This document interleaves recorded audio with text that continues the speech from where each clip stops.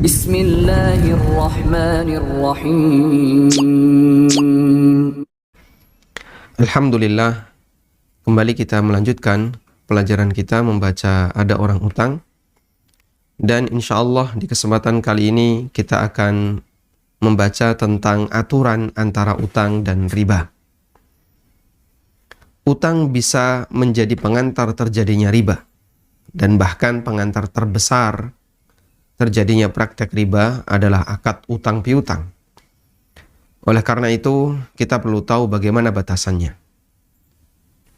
Pembahasan ini disendirikan mengingat beberapa tradisi piutang, tradisi utang piutang di masyarakat sangat rentan dengan transaksi riba. Semoga pembahasan ini menjadi bagian dari upaya memerangi riba, baik untuk pribadi maupun masyarakat. Pada bagian ini kita akan membahas 6 kasus. Pertama, melunasi utang dengan ada kelebihan. Yang kedua, hadiah sebelum utang lunas. Yang ketiga, kaidah bahwa utang tidak memutus silaturahmi. Yang keempat, hukum menerima hadiah dari bank. Yang kelima, menggabungkan utang dengan transaksi jual beli. Dan yang keenam, masalah biaya administrasi dalam akad utang piutang. Kalau Anda misalnya menemukan kasus yang lain yang tidak ada di buku ini, ya bahwasanya 6 ini sifatnya tidak pembatasan, sehingga 6 ini yang kami sebutkan pertimbangannya adalah 1, itu yang paling sering terjadi di masyarakat. Yang kedua, itu yang muncul dalam diri saya ketika sedang menulis buku ini. Sehingga kalau Anda menemukan kasus yang lain, Anda bisa sampaikan, dan jika Allah mudahkan kita bisa bahas di kesempatan yang lain insya Allah. Baik, kita akan bahas secara berurutan. Sebagiannya telah kami bahas di buku Ada Apa Dengan Riba, namun kami sarankan Anda tetap membaca pembahasan ini agar kita semakin memahami. Pertama, melunasi utang dengan adanya kelebihan. Terdapat beberapa dalil yang menunjukkan bolehnya memberi kelebihan ketika pelunasan utang. Boleh memberikan kelebihan ketika pelunasan utang. Di antara dalilnya adalah yang pertama, hadis yang diriwayatkan dari Jabir bin Abdullah radhiyallahu anhuma, bahwa Nabi SAW pernah memiliki utang kepada Jabir.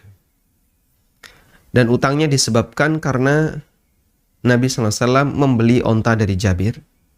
Menurut sebagian riwayat, suatu ketika Jabir mendatangi beliau yang kala itu Nabi SAW berada di masjid. Dan itu bertepatan dengan waktu duha. Kemudian Jabir mengatakan, faqala Rasulullah SAW bersabda, "Shalli raka'atain." Kerjakan salat 2 rakaat. Wa kana li alaihi dain. Dan ketika itu Nabi SAW punya utang kepadaku. Lalu kata Jabir, faqadani wa zadani. Beliau melunasi utang itu kepadaku dan memberikan tambahan. Dan Jabir bin Abdullah ini termasuk di antara sahabat yang kurang lebih kondisinya sama seperti Abdullah bin Zubair. Jadi saat ayah beliau meninggal dunia, dan ayahnya Jabir yaitu Abdullah meninggal pada saat peristiwa perang Uhud. Dan ketika ayahnya meninggal, ayahnya meninggalkan utang. Dan Jabir yang berusaha untuk melunasi utang ayahnya. Nabi SAW membantu pelunasan utang itu, sampai akhirnya utang itu bisa lunas. An-Nawawi rahimahullah mengatakan, fihi istihbabu ada'id daini zaidan. Dalam hadis ini terdapat anjuran untuk membayar utang dengan diberi kelebihan. Dan hadis ini diriwayatkan oleh Bukhari Muslim, dan ini ada di syarah Sahih Muslim. Sehingga dianjurkan bagi orang yang berutang ketika mengembalikan berikan kelebihan. Kelebihan itu sebagai bentuk apa? Sebagai bentuk rasa terima kasih.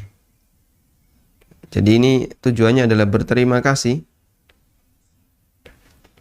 karena sudah dibantu. Nah, yang kedua, hadis yang diriwayatkan dari Abu Hurairah radhiyallahu anhu. Beliau pernah menceritakan bahwa Nabi SAW pernah berutang onta dengan usia tertentu. Ini kasusnya beda dengan Jabir tadi ya. Di sini beliau utang barang berupa onta. Dan karena utangnya onta, maka nanti pengembaliannya dalam bentuk onta.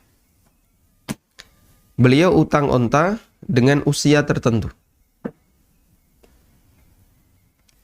Kemudian orang itu datang untuk menagihnya. Namun Nabi SAW meminta para sahabat memberikan onta beliau. Mereka mencari onta yang seusia dengan onta yang dulu pernah diutang oleh Nabi SAW. Karena onta itu kan ada banyak nama ya. Ada apa? Onta musinnah, onta jada'ah, ada musinnah, ada bintu labun, dan seterusnya. Ada tingkatan-tingkatan usia yang itu ada dalam tradisi masyarakat Arab. Ya. Kalau kita kan rata-rata kalau kambing cempe ya, atasnya lagi berarti kambing dewasa. Sapi pedet, lalu atasnya lagi sapi dewasa. Sudah powel. Kalau di masyarakat Arab, onta itu ada banyak jenjang yang usianya beda-beda. Nabi SAW utang dengan usia tertentu. Saat orangnya nagih, beliau minta kepada para sahabat, tolong carikan onta saya yang seusia dengan ini. Ternyata nggak ada. Namun mereka tidak menemukannya selain onta dengan usia yang lebih tua, yang lebih dewasa. Dan tentu saja harganya akan lebih mahal. Antara pedet dengan sapi mahal mana? Mahal sapi. Kemudian Nabi SAW mengatakan, berikan saja yang itu. Permintaan Nabi SAW. Orang yang memberi utang merasa berterima kasih dengan sikap beliau.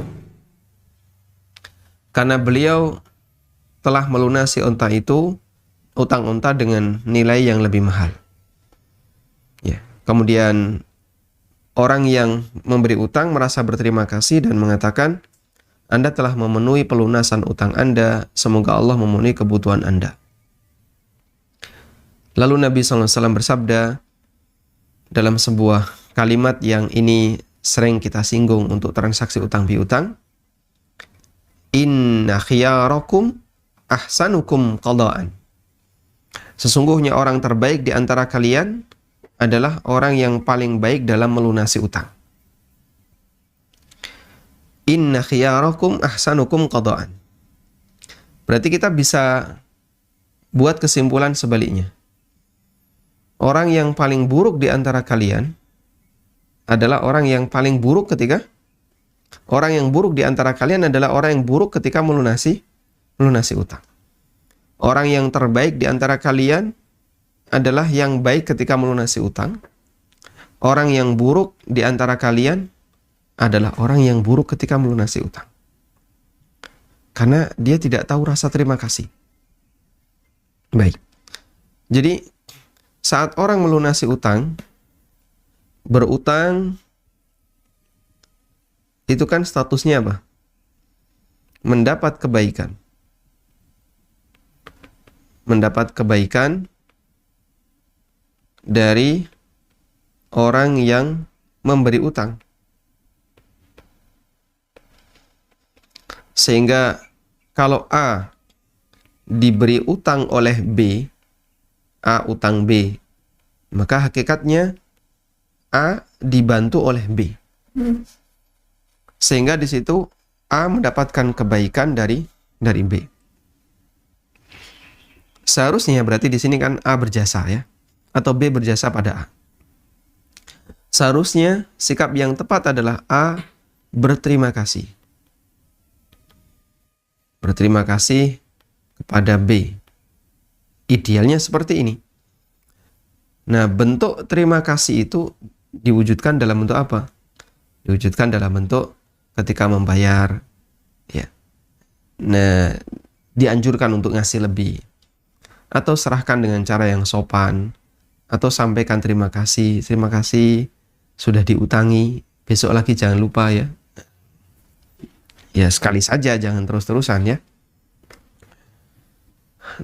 Karena Nabi SAW bersabda, la yashkurillaha man la yashkurin nas.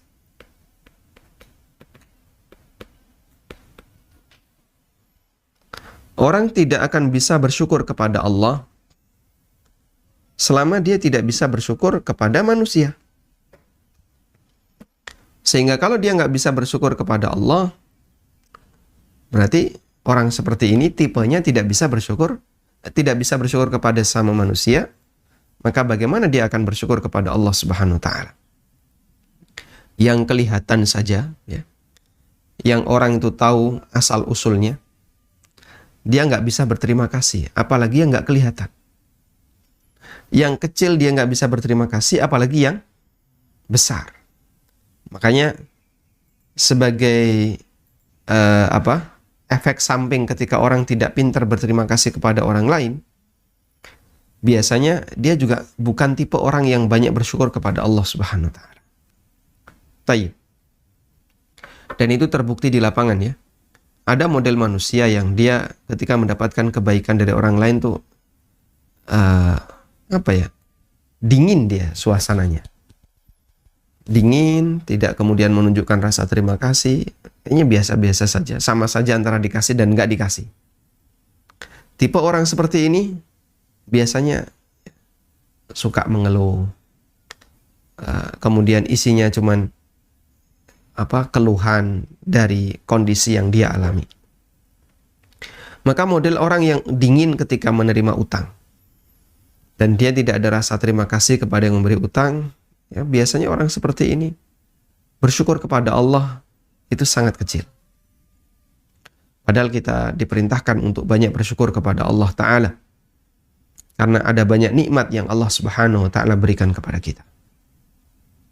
Cuman dari dua kondisi ya, antara bersyukur dengan mengeluh, mungkin dalam waktu sehari kita itu lebih dominan mengeluh. Mohon untuk dipahami, mengeluh itu tidak hanya sebatas menyampaikan ungkapan kepada sesama makhluk. Tidak hanya sebatas kita cerita derita yang kita alami, musibah yang kita alami. Bisa jadi mengeluh itu muncul dari dalam hati, meskipun tidak diungkapkan. Ya. Nyambut gawe kok susah. Ya. Kerja kok susah banget tuh. Ini kadang kita teringat ya dengan apa yang kita alami masa silam. Dulu saya kayak gini saya. Yang kita ingat tuh yang nggak enak semua. Dulu beratnya saya seperti ini. Kita teringat itu sehingga membuat kita itu sedih. Sehingga bisa jadi kita justru malah banyak menampakkan rasa sedih di hadapan Allah. Kayaknya masih banyak yang kurang. Dan rata-rata kita seperti itu. Makanya kalau kita bandingkan antara syukur dengan keluhan kita, ya, mungkin kita lebih banyak mengeluh dibandingkan bersyukur.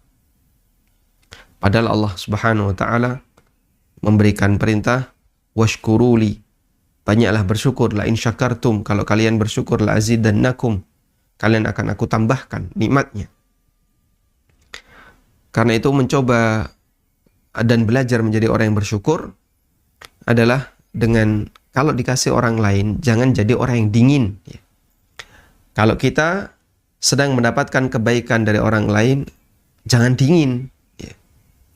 Dan Ibnu Qayyim rahimahullah dalam Wabilus Sayyib menyebutkan bahwa orang yang hatinya dingin, ya, baridul qalbi. Jadi memang istilah orang dingin itu ada dalam bahasa Arab ternyata. Ya.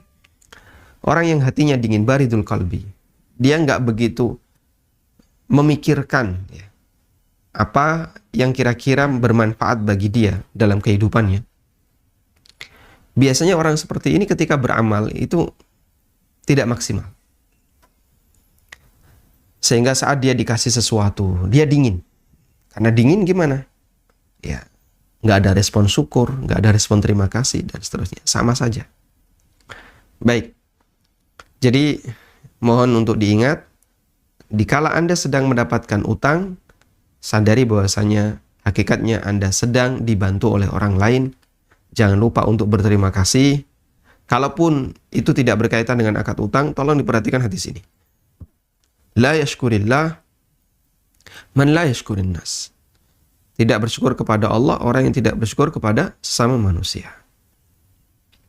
Baik, kita lanjutkan. Dalam kejadian di atas, onta yang diberikan Nabi SAW untuk melunasi utangnya lebih berumur daripada onta yang menjadi utang beliau. Karena lebih berumur, tentu saja harganya lebih harganya lebih mahal. Memberikan kelebihan semacam ini bagian dari sikap terpuji dalam melunasi utang. Kemudian beliau memberikan motivasi, orang yang terbaik di antara kalian adalah yang paling baik dalam melunasi utang. Sikap semacam ini merupakan bagian dari bentuk berterima kasih kepada kebaikan orang lain. Nabi SAW mengatakan, La yashkurullaha man la yashkurun nas. Tidak akan berterima kasih kepada Allah orang yang tidak pandai berterima kasih, tidak akan pandai mensyukuri nikmat Allah. Ya. Baik. La yashkurullaha man la yashkurun nas. Ini ada khilaf di antara para ulama dalam mendefinisikan. Ada yang Allah ini dikasih harokat dhamma. La yashkurullahu. Kalau la yashkurullahu artinya Allah tidak akan memberikan balasan. Allah tidak akan mensyukuri orang yang tidak bisa berterima kasih kepada sama manusia. Salah satu di antara nama Allah itu apa? Syakir. Salah satu di antara nama Allah adalah Asy-Syakir. Pandai bersyukur. Loh, Allah kok bersyukur? Bersyukur dalam arti pandai memberikan balasan. Dan Allah ketika memberikan balasan atas kebaikan, Allah kasih yang terbaik. Allah berfirman, Inna safa wal marwata min sya'airillah. Faman tatawwa'a khairan. Barang siapa yang melakukan amal yang lebih baik. Ya. Kemudian Allah akhiri di ayat itu, Innallaha syakirun alim. Sungguhnya Allah zat yang pandai bersyukur, artinya pandai berterima kasih, memberikan balasan kepada hambanya yang beramal soleh. Nah, ketika ada seorang hamba yang dia tidak pandai berterima kasih kepada sama manusia, maka Allah kasih balasan. Allah tidak akan berikan balasan baginya. Allah tidak akan bersyukur kepadanya. Artinya tidak akan berikan balasan yang baik untuknya. Nah, karena itu jika ingin mendapatkan balasan yang terbaik dari Allah, jadilah hamba yang pandai bersyukur. Selanjutnya, sampai di sini kita hanya membahas bahwa memberikan kelebihan ketika melunasi utang hukumnya dianjurkan. Bukan cuma mubah, tapi apa? Dianjurkan. Kesimpulan dianjurkan dari keterangan An-Nawawi rahimahullah. Dan itu merupakan kesimpulan beliau ketika membaca hadis Jabir bin Abdullah radhiyallahu anhuma. Selanjutnya kita akan membaca syarat bolehnya memberikan kelebihan. Hanya saja melunasi utang dengan memberikan kelebihan tidak berlaku mutlak. Ada beberapa syarat yang harus dipenuhi agar kelebihan ini dibolehkan. Yang pertama, kelebihan tidak disyaratkan dan disepakati di awal. Tidak disyaratkan atau disepakati di awal. Baik. Jika ada persyaratan atau kesepakatan di awal, maka kelebihan itu riba. Sehingga misalnya, utang 1 juta. Kesepakatannya nanti tolong dibayar 1.100.000. Adanya kesepakatan itu menyebabkan transaksi ini menjadi apa? Riba. Baik. Yang kedua, kelebihan murni atau ini kurang ini ya. Kelebihan ini yaitu memberikan kelebihan dalam transaksi utang murni atas inisiatif dan keinginan orang yang berutang dan bukan permintaan pemberi utang. Jika kelebihan ini karena permintaan pemberi utang, maka ia termasuk riba, meskipun tidak ada kesepakatan di awal. Prinsipnya, setiap keuntungan yang diperoleh dari utang adalah riba. Udah? Misalnya, si A bayar utang kepada si B senilai 1 juta. Saya bayar 1 juta. Atau si A bilang, saya bayar 1 juta. Lalu B mengatakan, kurang. Tolong kasih tambahan. Jadi tambahan itu atas permintaan siapa? Yang memberi utang. Maka ini riba. Baik. Yang ketiga, tidak terjadi tradisi di masyarakat. Tidak terjadi tradisi di masyarakat. Jika memberi utang saat pelunasan, jika memberi kelebihan saat pelunasan, jika memberi kelebihan saat pelunasan menjadi tradisi di masyarakat, statusnya sama dengan mempersyaratkan di depan. Tradisi itu menyebabkan adanya kesepakatan. Sebagaimana dinyatakan dalam sebuah kaidah, al-ma'rufu 'urfan kal masyruti syartan. Apa yang menjadi tradisi itu sama sebagaimana kesepakatan.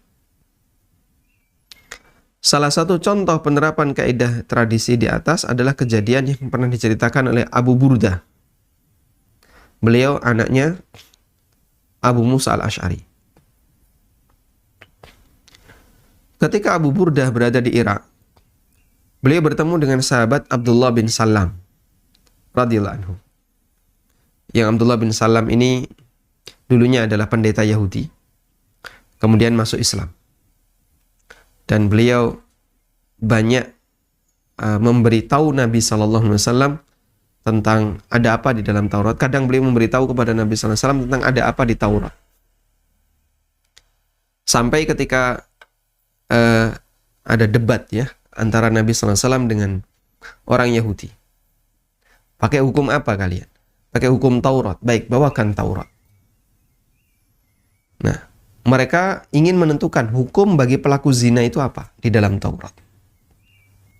Akhirnya disodorkan Taurat, tapi ditutupi. Ini coba lihat. Ya. Sekarang ada nggak ayat tentang rajam? Ditutupi dengan tangannya. Ayat tentang rajam. Abdullah bin Salam menyampaikan kepada Nabi SAW, ya Rasulullah, minta tangannya itu dibuka. Tangannya dibuka. Nah, di bagian yang ditutupi tangan tadi, ada ayat yang berisi hukuman bagi pelaku zina adalah dirajam. Baik. Dan kejadian ini setelah wafatnya Nabi SAW, Abu Burdah ketika di Irak bertemu dengan sahabat Abdullah bin Salam. Kemudian Abdullah bin Salam menggandeng Abu Burdah dan mengajaknya ke rumah. Sampainya di rumah, Abdullah bin Salam memberi nasihat kepada Abu Burdah. Innaka fi ardin ar-riba fiha fashin. Kamu berada di satu wilayah, satu daerah, di mana riba itu tersebar di mana-mana. Wa inna min abwabir riba. Dan salah satu di antara pintu riba. Anna ahadakum yaqridul qarda ila ajalin. Ada di antara kalian yang memberikan utang sampai batas waktu tertentu. Fa'idha balaga atahu. Ketika jatuh tempo sudah datang, maka yang memberi utang, yang menerima utang ya, saya ulang, yang menerima utang itu datang.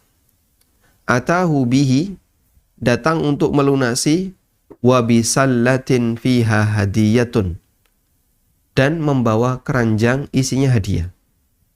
Ini kebiasaan di masyarakat Irak. Sehingga utang berapa misalnya 500.000. Saat bayar bawa 500.000. kemudian diserahkan, lalu membawa sekeranjang hadiah. Kemudian Abdullah bin Salam menasihatkan, fattaqi tilkas sallah wa ma fiha. Fattaqi tilkas sallah wa ma fiha. Bertakwalah kepada Allah, atau hindari tilkas sallah, hindari keranjang itu dan isinya. Jangan kau ambil. Sehingga keranjang itu jangan diambil, hadiahnya juga jangan diambil, karena itu termasuk riba. Nah, sekalipun pihak yang memberi utang tidak pernah meminta hadiah tambahan ketika pelunasan utang, dan sekalipun tidak ada kesepakatan di awal, namun menurut sahabat Abdullah bin Salam, ini tetap dilarang. Karena pemberian hadiah saat melunasi utang telah menjadi tradisi di Irak saat itu. Sehingga berlaku kaidah, apa yang menjadi tradisi statusnya sama seperti kesepakatan. Apa yang menjadi tradisi sama sebagaimana kesepakatan. Berdasarkan kaidah tadi ya, al-ma'rufu urfan kal masyruti syartan. Kaidah ini kita bisa terapkan dalam kehidupan kita sehari-hari. Misalnya begini. Anda mengundang tukang, lalu meminta, tolong kerja di tempat saya selama sepekan ya. Ngapain? Nanti renovasi rumah, benerin ini. Siap. Di situ tidak ada ucapan kesepakatan. Gak ada ucapan kesepakatan. Nanti kerja dari jam berapa sampai jam berapa. Kemudian gajinya berapa hariannya. Lalu ada makan siang ataukah tidak. Tidak ada ucapan, tidak ada kesepakatan di depan. Tapi sudah sama-sama saling paham. Ya, sudah sama-sama saling paham. Kalau ngundang tukang seperti ini, kerja dia dari jam A sampai jam B. Misalnya dari jam 8 sampai jam 5 misalnya. 1. Lalu nanti hari Ahad pasti libur. Ya. Sehingga tukang nggak datang di hari Ahad. Karena memang tradisinya hari Ahad libur. Kalau tukang datang Ahad, nah itu lembur. Terhitung gaji lembur. Yang ketiga misalnya, ada makan siang. Yang keempat, gaji hariannya sekian. Itu apa itu? Urf. Yang mengatur itu adalah urf. Maka dengan adanya urf, jadilah kesepakatan. Ya biasanya kayak gini mas, biasanya kayak gini, biasanya kayak gini. Biasanya seperti ini, apa itu? Urf. Wal ma'ruf urfan kal masyruti syartan. Dan apa yang sudah menjadi kebiasaan, sama sebagaimana yang disepakati.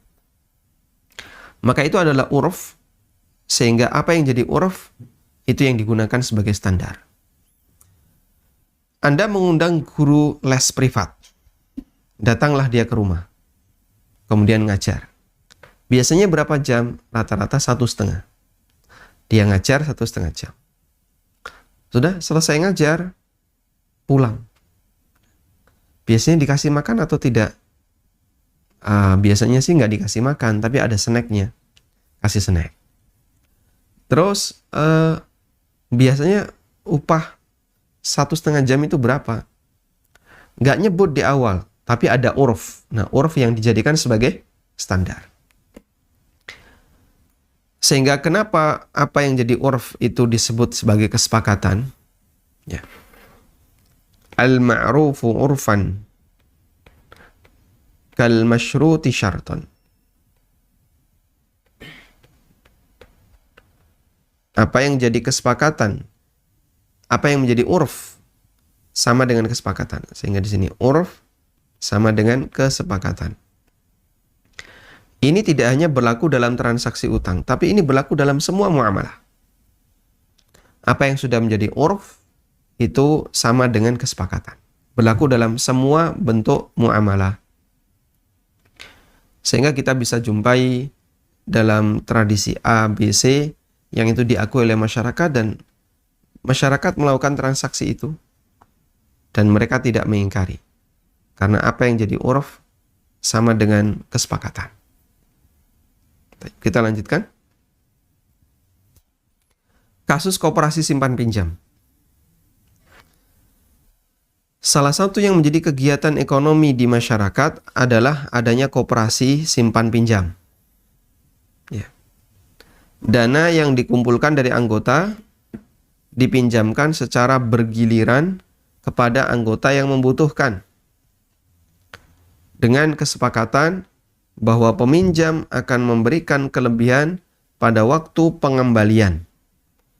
Peminjam dengan kesepakatan ya. Peminjam akan memberikan kelebihan pada waktu pengembalian.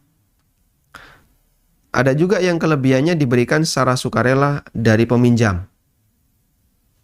Baik, sebagian orang mengatakan kelebihan yang sukarela ini bukan riba. Mereka beralasan bahwa kelebihan ini sifatnya sukarela, murni atas inisiatif peminjam, dan tidak disepakati nominalnya di depan. Dan kami menemukan ini di koperasi simpan pinjam RT. Ya. Masyarakat utang 500.000, utang sekian ratus, 300.000. Sudah jadi kesepakatan di situ ketika ngelunasi, ya ngasih 20.000, 10.000, ya sukarela. Ya. Lebih dari itu, penghasilan koperasi dinikmati bersama dari rakyat, oleh rakyat, untuk pengurus, untuk rakyat ya. Baik. Apakah benar dengan alasan ini berarti bunga di koperasi itu menjadi mubah dan boleh? Sekarang kita lihat, pernyataan ini tidak benar. Sekalipun kelebihan itu sifatnya sukarela atas inisiatif peminjam dan nominalnya tidak ditentukan, akan tetapi kelebihan ini merupakan kesepakatan bersama. Jadi memang sudah jadi kesepakatan masyarakat, pinjam di sini ngasih kelebihan. Meskipun nilainya apa? Sukarela.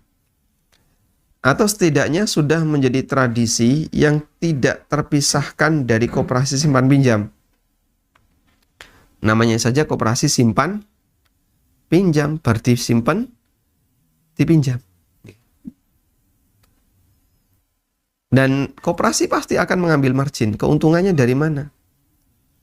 Nah, satu-satunya jawaban adalah ya dari tambahan nasabah. Sedangkan apa yang menjadi tradisi, statusnya sama dengan kesepakatan, dengan demikian kelebihan itu adalah riba. Meskipun nominalnya tidak ditentukan. Karena bukan syarat riba, nominalnya harus ditentukan. Bukan syarat riba, nominalnya harus tertentu. Kasih tambahan lah Pak. Nah berapa? Seikhlasnya enggak apa-apa. Seikhlasnya ya. Kalau saya nggak ngasih, oh jangan, harus ngasih. Lah, seikhlasnya enggak apa-apa. Sudahlah, ini saya kasih 5.000. Ikhlas. Ikhlas kenapa? Karena diminta. Coba kalau nggak diminta, dia nggak bakalan ngasih. Ada salah satu bill boy namanya ya, kalau di hotel itu. Ya, bill boy. Jadi kita sebagai tamu misalnya, kemudian masuk ke hotel, diantarkan tasnya. Itu nungguin di depan. Loh, udah selesai tugasnya, nungguin. Kita biarin aja. Tangannya begini. Tangannya begini ya. Oh, nyadong, ya. Kalau nyadong begini, berarti minta sesuatu. Akhirnya dikasih. Dan kalau enggak, mereka enggak pergi. Karena sudah menjadi tradisi bagi mereka bahwa ngantar tas tamu itu dibayar. Dikasih tips. Padahal kan sebenarnya enggak boleh. Nungguin terus. Nah, daripada ribut sama orang ini ya, suruh pergi aja dikasih. Mungkin sekian ribu kecil ya, yang nilainya kecil. Baik. Padahal seperti itu hukumnya tidak diperbolehkan. Makanya bagi kaum muslimin. Tradisi ketika ini diteruskan, itu bisa memberikan efek buruk. Satpam hotel yang sudah digaji oleh pihak hotel, kemudian billboy yang ngantar tas ke ruang tamu, ke kamar tamu. Itu kan karena memang sudah jadi tugas mereka dan mereka dapat gaji dari itu. Terus karena kebiasaan tamu itu ngasih, ya kadang 20.000, 10.000. Akhirnya kalau nggak dikasih, rasanya aneh. Rasanya aneh. Makanya pada ngemel kayak gitu ya. Ngemel ini yang paling menguntungkan bagi mereka. Tayyib. Wallahu ta'ala alam. Walhamdulillahirabbil alamin. Dan insyaallah untuk pembahasan berikutnya kita akan membaca hadiah sebelum utang lunas. Demikian, wassallallahu ala nabiyyina Muhammadin wa ala alihi wa sahbihi wasallam.